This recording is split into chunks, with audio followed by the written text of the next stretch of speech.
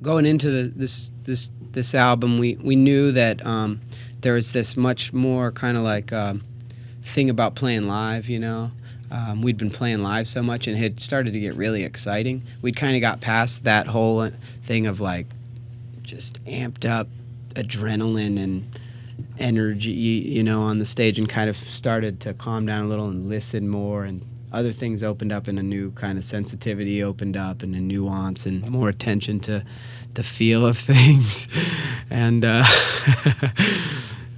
so, you know, we wanted to try to bring that full circle into the studio, which is this. We've never gone into recording thinking in those ways as much as we were ready to do then. So therefore we knew we needed to get out of our studio because we couldn't really do it on our own. We don't have the skills in that way as engineers and everything to mic up a band and get good takes that way. And we also don't have the equipment. So it felt like the right time. Plus I felt like we'd kind of ran our ideas into the ground. Like we'd kind of gone as far as we could go without letting some other people in to see how other people do it and see what else is out there.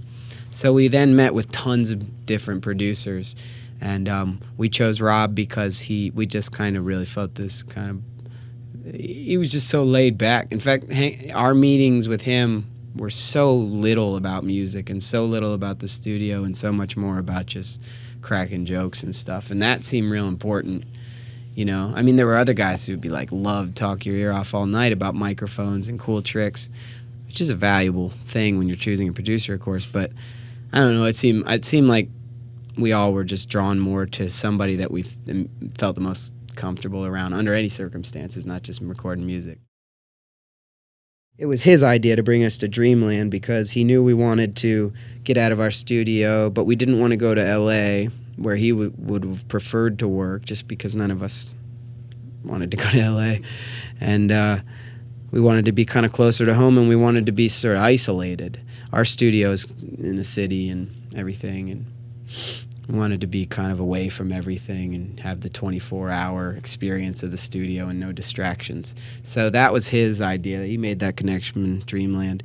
And Dreamland had been open for a long time but then closed, and just recently reopened like a year or so ago, and he found out about that and thought it would be perfect. And it was really cool. I recommend any band who's looking for a place. It's really peaceful and serene and really beautiful and really casual. It's not like this intimidating studio atmosphere of, I mean, I could essentially describe this room, but not that, you know what I mean, the padding and the big windows. It's just a big old dusty wooden church and light streaming through these huge stained glass windows, and you go out in the yard, it's just teeming with crickets, and it's really nice. So that was his idea, and we certainly learned a lot.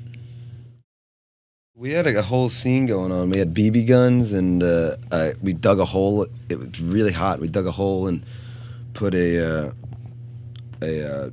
plastic trash can in it, and then put a keg in that, and then filled it with ice. And it was like underground. It was like a keg hole. It was great. Frank and I were trying to figure out how to keep a keg cold in the summer, and for like days on end. And came up with this concept, and it totally works for anybody that wants to try it. It was great. It worked. It kept it for like 3 days, the life of the keg, and then it would turn. But that was cool. And we had, BB guns was doing a lot. Played a lot of frisbee. I feel like everybody got really good at frisbee. Oh man, I totally forgot about Frank's. Yeah, we had a lot of good times. Frank did the most amazing eating challenge that you've ever seen anybody do. What was it? 8 pounds? 8 pounds, Frank? 7 pounds of meat, 2 pounds of sides. 7 pounds of meat, 2 pounds of sides. Barbecue.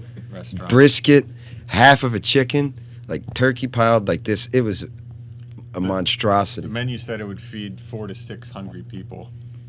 It fed one Frank. Well, it was $50, and then if you didn't finish it, you had to pay for it. But if you did, yeah, if you finish it, you got it for free. He's got it. Supposedly, they're putting a plaque up of his name over there. It's going to be great. In the history of the place, only 2 people had ever done it. Frank's the third. So proud of you, man. Frank the third.